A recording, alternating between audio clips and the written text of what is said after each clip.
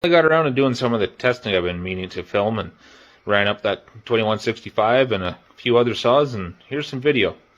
2165 on the right and a ported 365 on the left.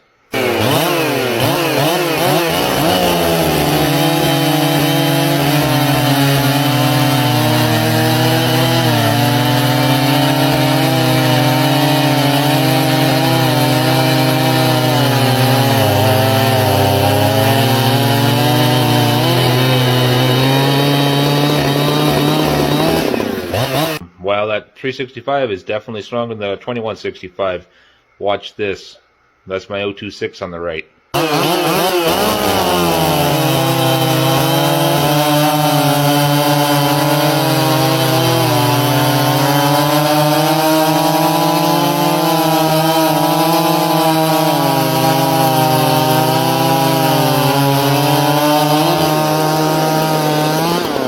And yes, it is what it looks like. The 026 is faster than the 2165.